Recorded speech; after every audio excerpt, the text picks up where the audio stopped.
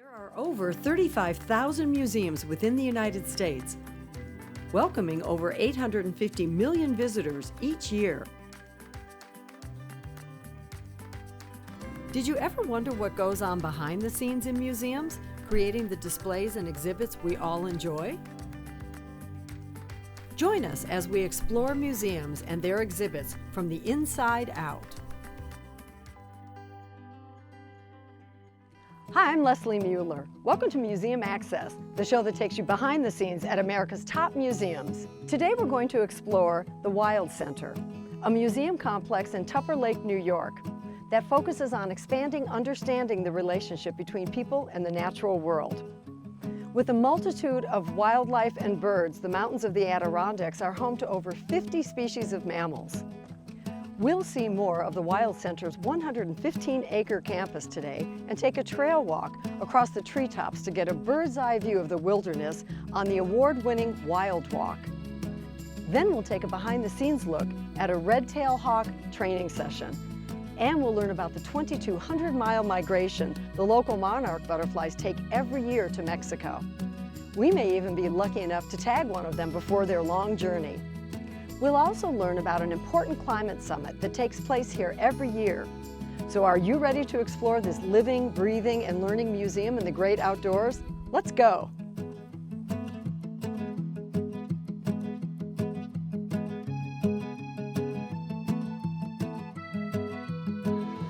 Stephanie, this space is unbelievable. Where are we? You are in the heart of the museum. This is the Big Wolf Great Hall, and this is where we welcome you to the museum. And you've walked into doors, but then we've taken you right back outside. Let's take you back outside again. It's so bright and cheery. Look at these birch trees. Oh my God. They are a symbol of the Adirondacks, and you know, they are beautiful. Well, tell me about the museum. I mean, I know you're interested in connecting people with the natural world. How do you do it? We know that the secret here is that if we inspire passion for nature, that we know that we're all going to take care of this planet a little better. And we know that everyone's different, and we know that different things inspire different people. So we're really trying to connect with each and every person here. That's why we have something for everyone here, to find their own personal way of their deepening their connection to nature. Tell me a little bit about the history of the museum. Well, you know, sometimes the best ideas come from just sitting on the front porch of your cabin, and that's what happened in this case. Betsy Lowe lived much of her life in the Adirondacks, and she was sitting on her front porch with some friends, and she knew that there was not enough places for people to understand more about the nature of the Adirondacks. She soon connected with Obie Clifford, our other founder, and things just took off from there. And we opened in 2006, and the rest is history. I noticed a theater of some kind here in the building. What is that? We do. We have a beautiful high-definition panoramic theater because, you know, we have lots of hands-on things here. We have a lot of live animals, but, you know, the camera can really take you high above. It can take you underwater. It can show you the center of a flower, what happens in a bird nest, all those things. So around the world, right? Around the world. We can tell all kinds of stories in our theater. Another thing I'd like to tell you about is that in our theater and here in the Big Wolf Great Hall, this transforms at other parts of the year. We convene students here, we convene adults here. Part of what we want to do here is to bring people together and talk about the issues that we're facing today in the environment. We're going to meet Silas a little later today, and he's one of our students that is really going to be our future in trying to figure all this out. So we start in the Ice Age, I'm assuming. Is that how we move into the museum?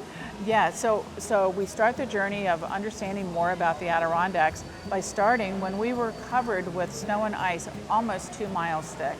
And then we have lots of live animals, aquariums, exhibits, hands-on experiences, a naturalist cabinet that has all kinds of objects you can touch. And Planet Earth, I saw some globe kind of hanging, and a lot of technology. Explain this Planet Earth exhibit. So we have a Science on a Sphere. It was created by NOAA and NASA, and it has over 450 data sets in which we can show you things that you might have only seen from space. It's amazing when you actually have the concept of seeing the Earth that we're all on and all the different systems at work. I understand we can get a bird's eye view of the Adirondacks here. Yes, you can. It's called Wild Walk, and I can take you 40 feet up into the treetops. Let's go.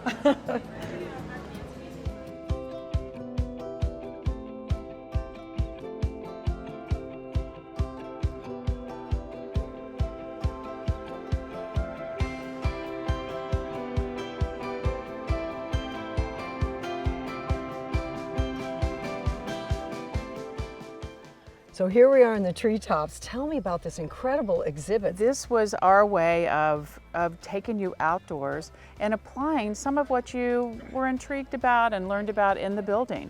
So this was the next step. We just bring you outside, we bring you up to the treetops, we have you see the incredible Adirondacks. You're right here in the middle of the Adirondacks.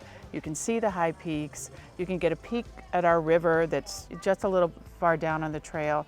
And this is really inspiring. Oh, it's like a bird's eye view. It's so odd to be this high in the trees where you're even with the pine cones and you're even with the birds, and it really is quite something. And you see things differently when you're up here. Don't you? You do. And we, you know, even for us who were developing the exhibits, until we got up here sometimes we changed the stories we were going to tell because we had never been up here before. I noticed that this is completely accessible.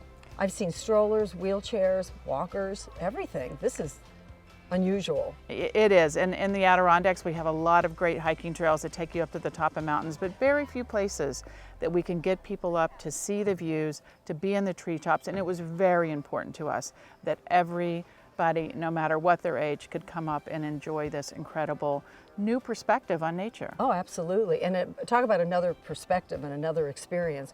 We're at the treetops now, but there's something magical happening in your forest right now, isn't there? I can hear it slightly in the background. Tell me about this. Sure. So, you know, we know that everybody's an individual, everybody's different. You know, we're trying to ignite passion within people for their personal love of nature. And so we know that that's going to be different for every person. So when you walk around our large campus, you're going to have different experiences. And there's a part of our campus in which the trees are really singing to you. And it is inspiring. And I'm looking over your shoulder here and I see this huge, what looks like a tree trunk. What would you call that? What is that? Well, you know, we wanted to surprise people. You know, we hope that anybody who's here on a given day are surprised 10 times a day. Oh, I bet, yeah. And one of the surprising things that when you see sort of a dead standing tree in the woods, don't feel bad because that tree is actually still full of life. It is still full of places for squirrels to catch food for the winter. Woodpeckers are trying to get little meals out of it. There is all kinds of things are happening. Shelter? Is it ever shelter? It's definitely shelter for a nice little set of bears maybe, and they can crawl in and get a little shelter. Everything has a purpose, and that even when something like a tree is dead, it is actually full of life and really very important for the wildlife that lives in a forest. Oh, I'm sure. And I'm seeing these pine cones that seem to be on the top of these trees. Mm-hmm. Do the squirrels get all the way up there and get those pine cones? They absolutely do. I mean, you'll often see a little place in the woods where a squirrel had a lunch, but they have got to get that lunch. They've often climbed to the top of that tree, chewed off a little bit of a branch, get it to fall to the ground, but they go up and they harvest those. That is their essential, that's their food source. That is what's going to get them through the winter. That's what's feeding their young. And those pine cones it's like a giant feast for them. Yeah, I bet it's like a buffet. And yes. Is there anything that is telling them what the seasons will be like, what the winter will be like, based on how many pine cones there are or the taste of them? So there's some new science out there that they didn't know before, which was that the squirrels can actually, by tasting the pine cone, there's messages in there, chemical messages that lets the squirrel know whether that next spring is going to be a large cone crop or a small one, and that helps regulate how many young that the squirrel has. It's an amazing thing. So incredible. I know, that's just, I mean, science is uncovering these things every day. And we try to bring the latest science and understanding the natural world here at the Wild Center. We do that every chance we get because it's amazing and it's inspiring. Well, and you're bringing the science in, but you're also doing it in a fun way. One of which is this spider web. Tell me about this spider web and how the webs are made. That's even more incredible. It is. And you know, the great thing about working in a museum is those of us who are lucky to have these jobs, we learn so much ourselves. I'm sure. I learned a lot of these things that I'm telling you about when we started the exhibits. And so we have a giant spider web that you can jump onto and run around and pretend that you're the prey and the spider. But one of the cool things, a couple of cool things that we've learned during this process, that in the abdomen of every spider is like its web factory, and it has different options. It can spin a really strong fiber that allows it to create the structure of the web. It can say, okay, I want my sticky one now because I want to catch those flies and those other insects, so it decides that this part of the web is going to be sticky. It has ones that wrap its own eggs up or its prey up. So they all have different functions, and it is like a little factory in their abdomen. I never knew that either until we started working on this exhibit. Yeah, and that they would exit the web only in a certain area that didn't have the sticky fiber in it. Exactly. They don't want to get caught in their own web. Yeah, of course. Yeah. We have 115 acres here at the Wild Center. So you can come up here to the treetops, and then you can go down to the river. And there's beautiful trails all over our campus, and we even have canoeing and stand-up paddle experiences with a naturalist so that you can get out on the water. It is so serene down there. What river is this, Stephanie? It's the Racket River. Oh, Racket River. It's one of the longest. Big river. It's a long river, one of the longest in New York. And I also noticed there's a lot of milkweed around. Oh, you're going to learn a lot about the milkweed. It is such an important plant here in the Adirondacks because it is the only plant that the monarch butterfly eats.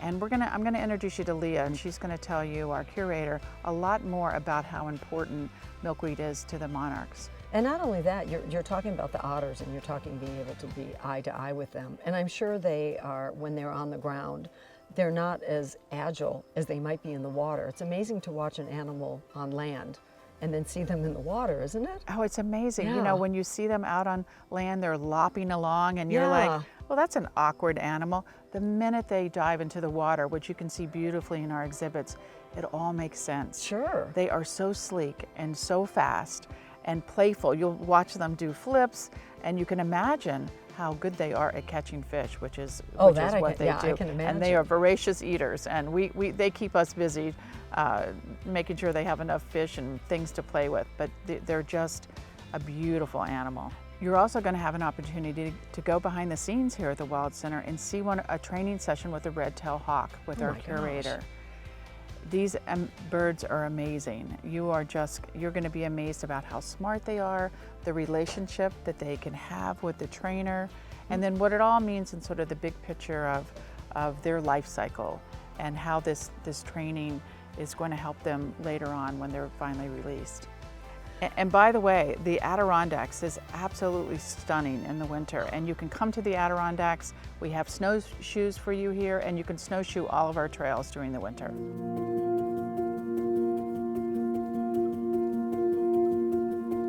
So here we are, going to the top of Wild Walk in the Eagle's Nest, and you are going to see an eagle's view. This is unreal. Oh my God. You know, you're right in the heart of the Adirondacks. Everywhere. Everywhere you look. And what do you notice? There's not a man-made There's no buildings anywhere, nothing man-made. It didn't always look this way. This is an amazing story of recovery that the visionary leaders of New York State 100 years ago said, we have got to do better. Yeah. They lessened the degree of logging, and look what's happened when you give nature a chance. It has recovered. This was clear cut? This was down to... Most of this site that you're seeing right now was part of a farm. So it wasn't cut for logging, but it was part of a farm. It was a subsistence farm. And nature took back over, and they have and a lot of the Adirondacks is a real story of an amazing recovery of nature. If you give nature a chance, it's just amazing what happens. Look what you can do. I mean, you've driven around the Adirondacks. Would you imagine 100 years ago that clear cutting was a problem? It's amazing. It is incredible.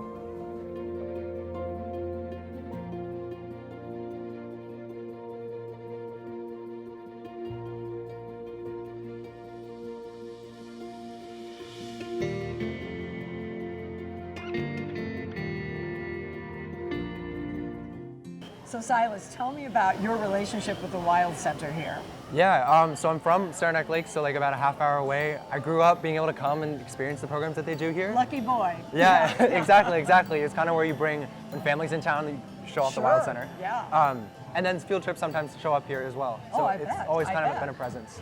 But this space, I know, was where there were some summits. Tell me about these youth summits. Of course. So the Wild Center has a huge climate education initiative now reaching globally, where they originated a youth climate summit here, which is led by students, planned by students, and taught to students in an actionable context. So we show students like the ways that climate change affects you personally, and because we're in a very place-based location, it's a really, really impactful program where... So it's kids from all over though, not just from Saranac. Absolutely. They bring in this summit, we are up to capacity. We fit about 180 students in here. Oh my God. Yeah, from all over the place. It's insane. And then now, because it was so popular and successful, it started in 30 different sites across the US. And did you have a chance to go to any of the others? Absolutely, yeah. It was a really cool opportunity, and at the Wild Center, like I said, it's all about the way that youth are driving this program and designing and impacting the way that we want to learn about climate change. So I was given the chance to go and speak at other summits. And how'd that go? It was exciting. It's a really cool experience in high school to be able to be told that your voice matters in an issue like this. Absolutely. And now it's helped a lot of students in that way. Well, I'll tell you, I think it's great that it's here. It's in your backyard. Now you're in college. Hopefully you're going to take these skills as a leader in climate change. Oh, absolutely. Yeah, I tried to start one last year at my university as well. It's really exciting. Well, congratulations. We're going to be keeping an eye on you. Oh, thank you.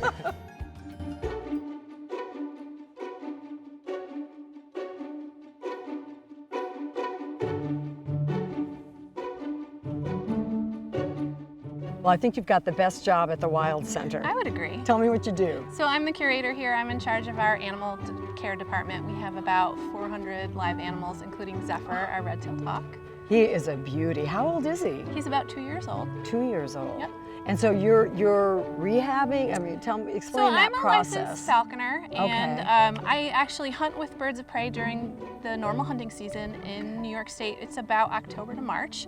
So myself and another member of our staff are both licensed falconers. We hunt with red-tailed hawks, and we also do education programs here at the Wild Center. So we'll take people outside and let them experience these birds in their natural habitat, which is a really cool way to learn about them. Well, and I know this is not his last stop. What's the next stop of his journey? He actually is going to get released back to the wild in about a week or so. Oh, so the cool thing about this is when they're young birds, about 80% of them don't make it through their first year. It's hard learning to hunt and making it through a lot of the pitfalls of just being a wild bird. So working with a falconer, they become seasoned hunters, and then we release them back to the wild, and hopefully they have a better chance at surviving. So let's see what we're going to do while you're training Zephyr here. I'm going to put him on a really long leash called a creance, and I'm going to set him on a perch, and I'm going to ask him to fly to me, and in exchange for doing that, he'll get a food reward. It's a lot like training your dog or cat at home. It's Pavlovian, I bet. Yeah. Part of their training when we first get these birds is they get trained to become really used to being touched and handled in this way. So he's been touched quite a bit like this. We change his equipment and do all kinds of stuff. And I know he had a couple neighbors, some ravens, right? He does. He lives next door to some ravens. His housemates for a while who are antagonizing him. Our staff has noticed that the ravens who live in an enclosure right near him often show them their food. I think that's so funny. They like to hold it up and show him. So I'm just going to set him down on this perch. And then what I'm going to do is back up a little distance. And I'm going to put a little food on my glove that he likes to eat, and we'll see if he'll come.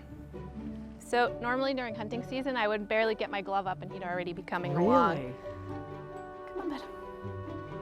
Come on. He's gonna make you come to him. Yeah, he is. Well, that's why they call it training. Right? And just like we get out of shape, birds can get out of shape too, so we're gonna make sure we get him a lot of exercise before we release him back to the wild. Interesting. Yep. Come on, buddy. Is he looking peripherally? Is that how he sees? No, they see pretty straightforward. Okay. Now, bud, come on. I think he's training you.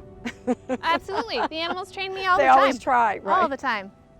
I guess this is all part of the training, right? Absolutely. Step by step, right? It is step by step. Well, I know he's had a couple flights in the Great Hall. He has. Yeah, he's done that. He's actually a star here, one of our most popular animals. People love coming to learn about our falconry program.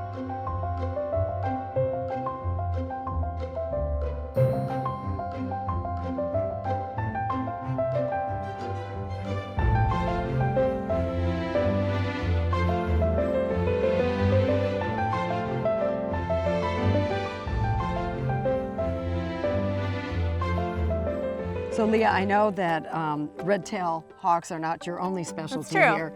I want to learn about this butterfly story, and I know it's a very important story to the Wild Center. Absolutely. Where does their life start? Let's start in Mexico where they winter. So they overwinter in Mexico, they hibernate there. And then as they emerge from hibernation, they will mate and they will start to take the journey northward and find a suitable place to lay the first generation of eggs. So those females that were in Mexico over winter will make it to about Texas. They will lay eggs. Those caterpillars will hatch. They will eat a lot for a couple weeks. Then they will turn into a chrysalis, which we're gonna see in a minute. They'll stay in that state for about 2 weeks, and then they'll emerge as an adult butterfly who will continue that journey northward. Once they get to the Adirondacks, they're probably like 3 or 4 generations in from the original butterfly in Mexico. Oh my goodness. They'll spend the summer here, several generations will happen, and then at the end of the summer, that last generation is the one that makes the return journey back to Mexico to hibernate. So let's talk about caterpillar diet. Okay, so most caterpillars are pretty specialized in what they eat, and monarchs are no different. They are milkweed specialists, so that is all that they eat when they're a caterpillar. So it's vitally important that there's milkweed in their environment. And here at the Wild Center, we encourage people to plant milkweed in their backyard to become a little way station, so those butterflies that are migrating back and forth from Mexico can have a little place to stop right in your own backyard. We encourage highway departments to leave the milkweed that's growing on the sides of the highway instead of cutting it down, because that's what these guys need to survive. And you've got something in your hand I here. do. What stage are we here? We have a couple caterpillars. The bigger one here, I would say, is probably pretty close to turning into a chrysalis. So what will happen is it will climb up to a leaf, or in a case where we have them in a container, they will go to the top. They'll form in sort of the shape of a J, and then you can almost watch it happen. Their skin splits open, and that chrysalis comes out of it, and it's actually their body turning into this hard outer exoskeleton where inside the butterfly will emerge. So basically the caterpillar's body reforms itself inside that chrysalis into wings, antenna, head, thorax, the whole body. So it's enveloping itself Yes. to just Yep. be in that state. Yep. But I noticed that it looks like they've got antennas on both ends. So how They do you know do. what's the head? You know, that is actually one way they can fool predators. So by having antennas on both ends, I it's hard to bet. tell which is the head end. Yeah. So usually you can tell if you watch where they're eating, and I can tell this guy's chewing right here, that's his head end, and the same with this littler one. Oh my gosh. And are all the colorings, this is obviously a monarch, so Yes. is that distinctive It to is a monarch? actually, that is called warning coloration. These caterpillars are sending a very visual signal to would-be predators to say, we taste bad and we'll probably make you sick. Have you ever seen a bird I eat, actually, one time, that's a funny story, I saw a blue jay, and I would guess it was a young bird who hadn't experienced it before, plucked a monarch caterpillar off a leaf, and if it could have made a sour face, it made a sour face and spit it out. Oh my God. So apparently it didn't taste good. Okay, So so learn that lesson. yeah, I know, a lesson learned, right? Yes. So let's look at the chrysalis. So I'm dying to see what that absolutely. looks like. So here we have what Leslie just called the chrysalis condo. I love that. Oh. But this is the way we keep the chrysalis. So they've gone through that whole stage of being a caterpillar. They've eaten tons of milkweed, and now they're in the chrysalis form, which they'll stay in there about 2 weeks. At the end of that stage, they'll go from this beautiful sort of jade green to a black color. Then eventually, you'll be able to see the orange of their wings through the outside of the chrysalis, and that will break open and the adult butterfly will emerge. When they first emerge, their bodies are really thick and swollen, and their wings are sort of wrinkled, and they'll spend a couple hours pumping all the excess fluid out of their bodies into their wings, which straightens their wings out. And then they're ready to go and fly and find food and find mates and repeat the cycle all over again. Is the chrysalis hard? Is Is it mushable? When they first go in the chrysalis form, they are not hard. They're actually pretty vulnerable in that state. Yeah, I was and it gonna takes say. about maybe a day, and they do get sort of hard. It's not hard like a rock, but hard enough. But they're hiding, I mean, it's underneath a leaf, theoretically, Yes, right? so they're not usually getting... it's on a milkweed plant hanging underneath a leaf.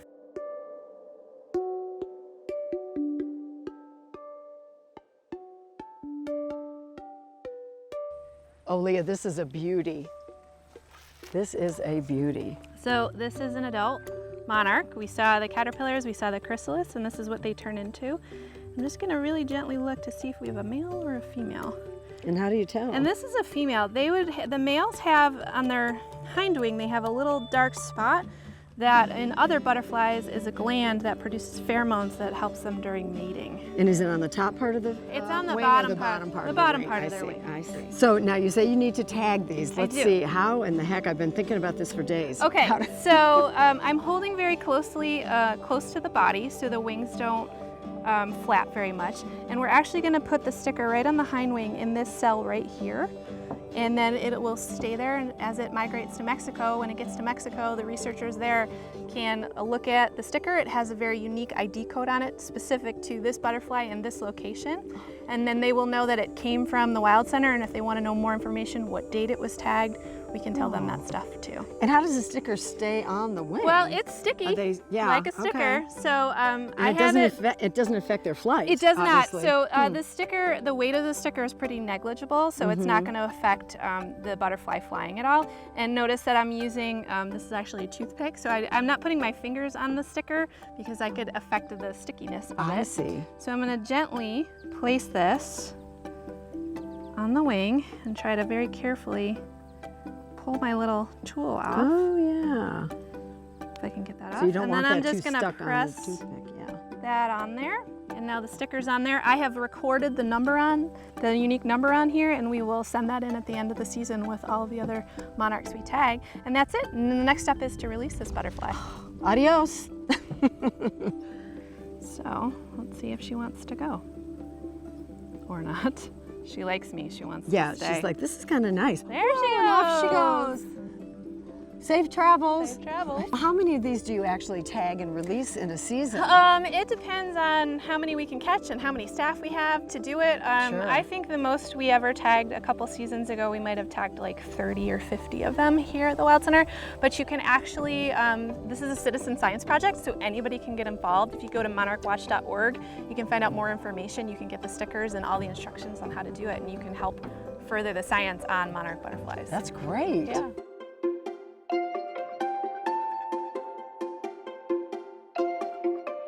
The New York Times called the Wild Center stunning. I couldn't agree more. It truly is an American model for a world that's looking for a way that people and nature can coexist. Thanks for joining us on Museum Access, where every visit is an adventure. I'm Leslie Mueller. See you next time.